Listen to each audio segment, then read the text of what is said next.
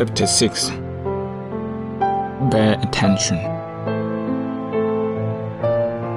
The Satipatthana Sutta as a foundation and also chief factor. Today I shall discuss bear attention in Vipassana meditation, what we mean by it, and how to apply it in mindfulness meditation. The main discourse for Vipassana meditation is considered to be the discourse on the foundation of mindfulness, the Satipatthana Sutta. The Pali words Sati means mindfulness, Patthana means the foundation that must be acquired first. It also means a leading or chief factor that has to guide, guard, and sustain the mind in developing other required factors such as concentration and direct knowledge. Patthana can also mean placing of mindfulness rightly on an object, leading to the rise of wisdom. Mindfulness is fundamental throughout the practice, from start to finish. We try to establish mindfulness. First, we have to discover that we are not mindful. Our mind goes here and there and everywhere. The mind sometimes is thinking when we are not supposed to be thinking, or when we do not really intend to. By recognizing the fact that mindfulness is not yet present, we can make a good start in our effort to gain it. Sati means mindfulness, to be mindful of, or to be consciously aware of an object, whatever that may be. We divide objects into primary and secondary objects for technical reasons. Mindfulness means constant awareness of an object without any break. It is being aware of one object after another, arising here and now. There is no break or gap in between. For example, breathing, the ticking of the clock, the sounds coming from outside, the road, being contemplative of sensation, and so on. Any object can be a meditation object, and to be aware of it consciously is called mindfulness practice. This is the main task in the initial stage of Vipassana meditation practice. It is about being conscious of something at the present moment, being conscious of the world we live in. It is about merely registering an object perceived directly through any of the 6 doors of our senses. Experience and judgment. We do not live in the same world all the time. For example, someone is thinking about his work. Then his world at that time is his thoughts about his job. At that moment, he is not living in any other world, but in the world of thinking. He is conscious of his job, and if he were to meditate at that time, his job is the object of his meditative mind. So there are only 2 things out there, the meditative mind and the meditative object.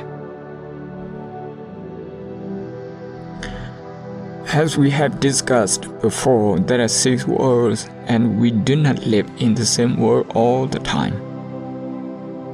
Professor Oliver Goldsmith of Einstein Medical School, New York, tells of a man who was operated on for his blindness.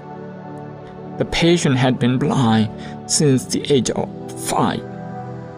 He was 45 when he was operated on.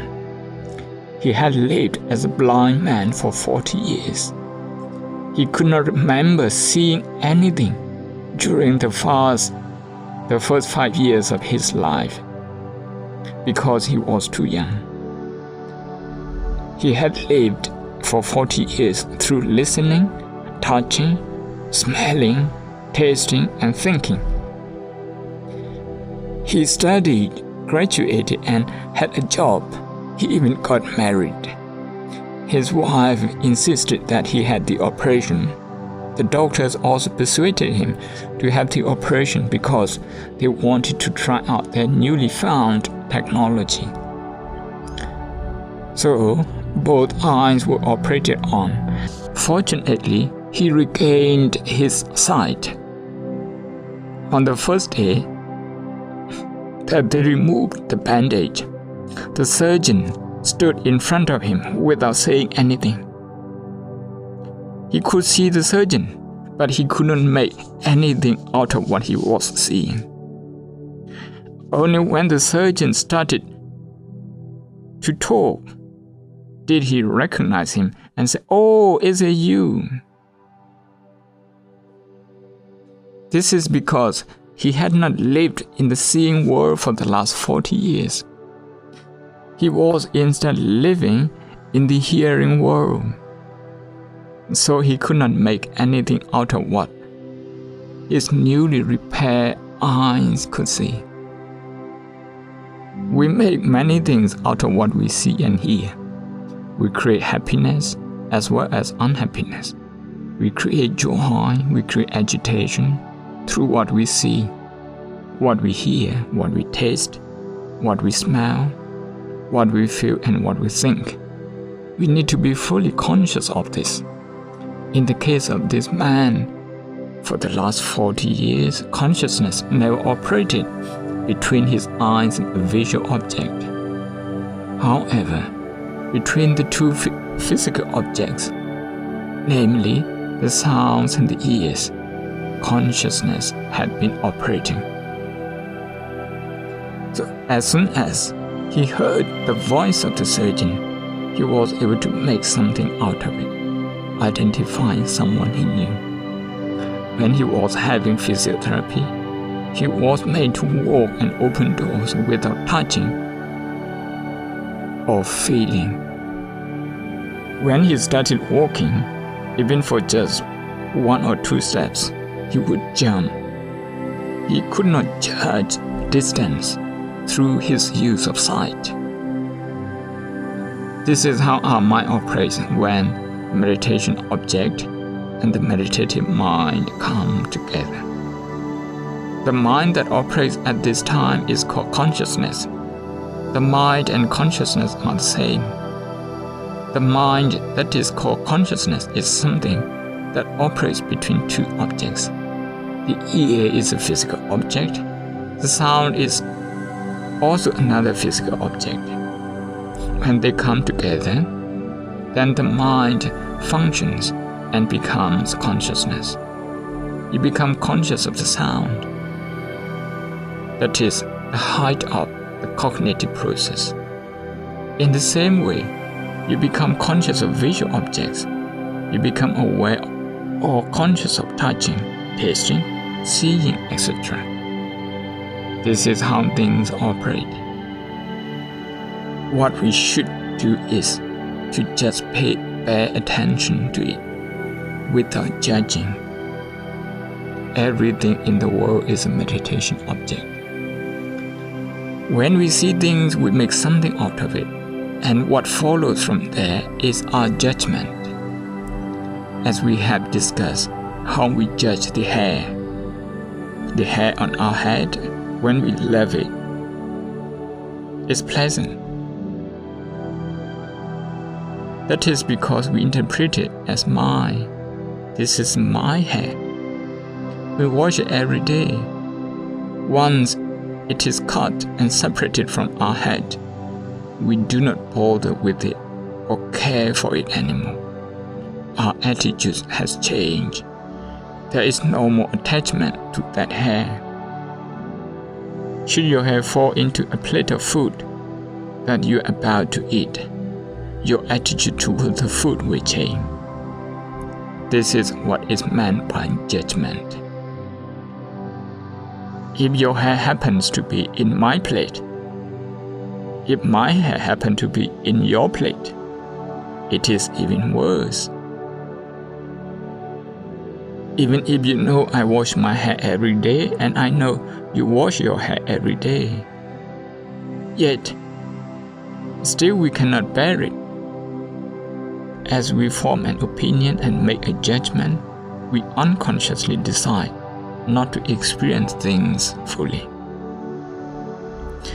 Another thing that we often judge is the food we eat. When the food is in the pot or on the table, it looks very nice. Even before we eat, we may say it looks delicious. Then you put the food into your mouth and chew it. After the space of 1 or 2 seconds, you will not want to see it anymore, although that is exactly what you are about to swallow. Just try taking it out and looking at it, how you will feel. Your attitude has now changed, your attitude towards the food. This is what we call judging. All our reactions are judgments. Oh, it's disgusting, we might say, or rather judge. Some may even vomit. When this happens and the food we have eaten comes out, we rush to wash it away. We do not want to see it anymore. Nevertheless, this is what we have inside our body. Therefore, this is an example of how we keep changing our attitudes. This is our reaction. We keep reacting to the object, to what we see, to what we taste, to what we smell. The same thing is true with sound. When we are expecting someone, and when we hear the sound of a car engine, we feel very happy. But when you are reading or when you want silence, and you can hear the sound of a car, you may feel disturbed. Therefore, you make different judgments of the same sound. When we practice bare attention, we say to ourselves, hearing, hearing, and hearing. We do not even say listening. We just say hearing. We say tasting. We don't say good taste or bad taste. There is no value judgment attached to it, just bare attention. Non-judgmental nature of Vipassana meditation.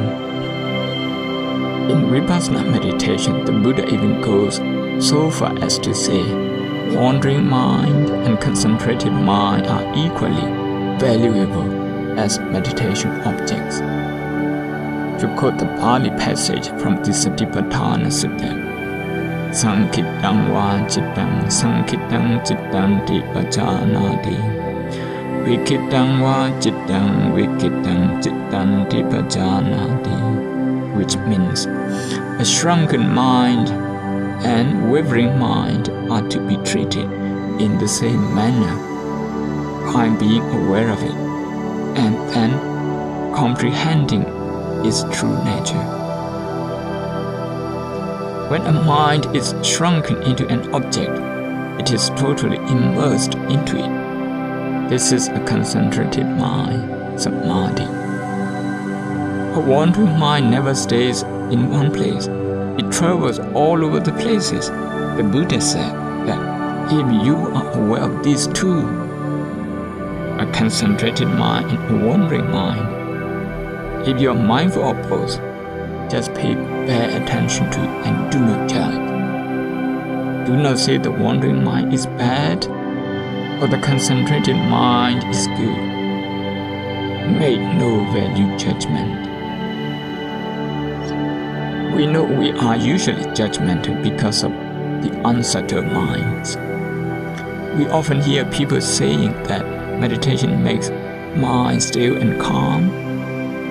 This implies to us that the wandering mind is the very obstacle to meditation. This is where Vipassana really differs from samatha meditation. or the calm meditation in handling restless mind. To have a concentrated mind is very important for all meditation purposes. But even though concentration is very important, you still have to treat the concentrated mind just like the wandering mind, because both are meditation objects. The presence and absence of them are object of contemplation. You have to treat each object objectively, unlike the way we treat our hair and our food, which is quite prejudiced and subjective, not objective. To see things as they are is the ultimate aim of vipassana meditation. When being prejudiced and subjective, we cannot see things as they actually are. The whole objective of Buddhism is to see dukkha, suffering, as dukkha, suffering, not to react to it.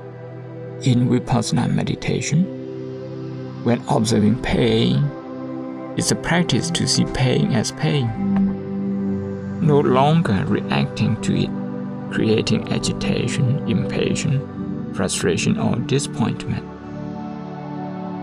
So long we are reacting and continuously justifying our reaction, we do not yet see things as they really are.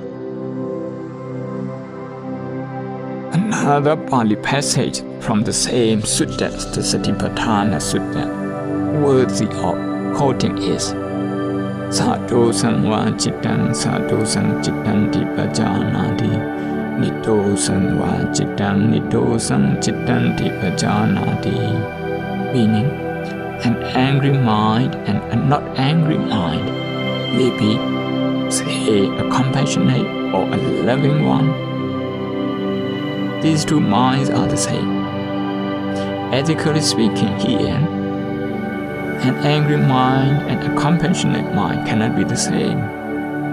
The angry mind is bad because it can create tension. It is bad for your health as well. It creates many problems. As far as the ethical aspect is concerned, we can even have different views as to whether anger is good or bad. Some say that anger makes people take you seriously and therefore is justifiable. It is very subjective and open to personal judgment. This is when you approach the issue through ethics or sila. But the Buddha said that when you approach these two psychologically, you have to rise up above the ethical aspect of it. It may be said here, by saying what we have just said, that we do not underestimate the role of ethical morality in bhavana meditation, but rather emphasize the two different approaches at different levels. Both are indeed part of the training in the Noble Eightfold Path or middle path.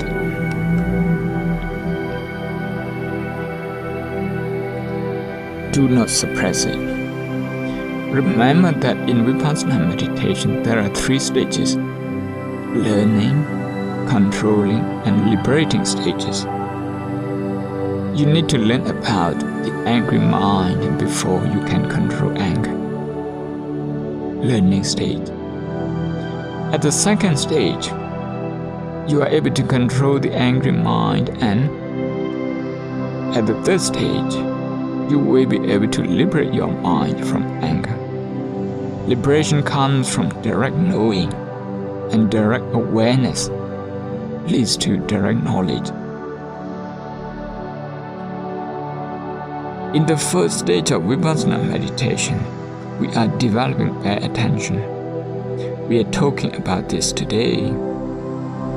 What you need to do is just to observe that this is an angry mind or a mind lacking in anger.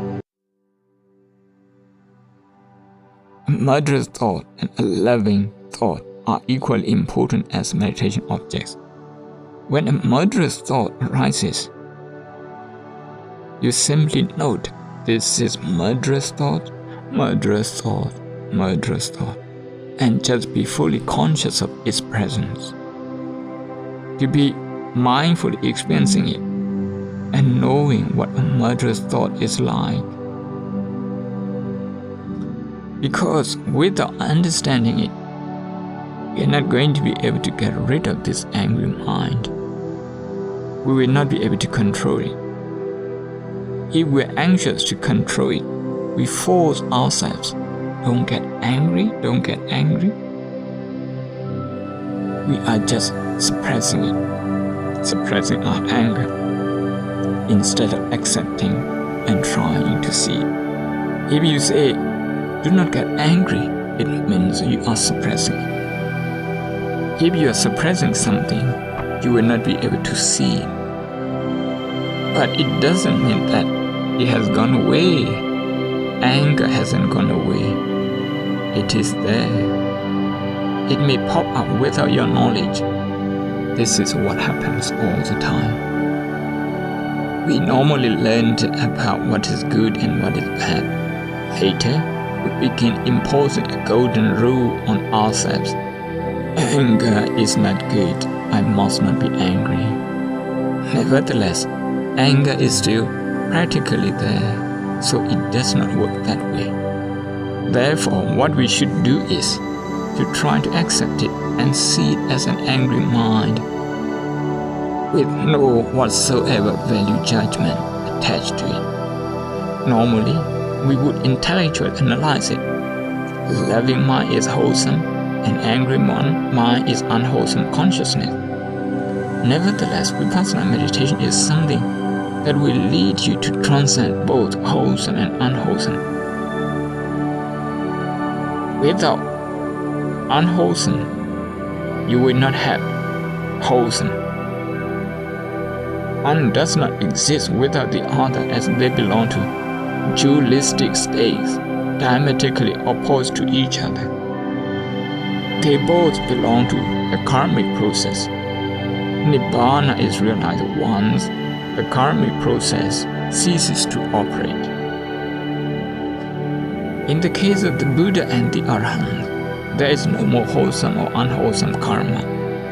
In Buddhist philosophy, the end of karma and the end of dukkha, suffering, are the same.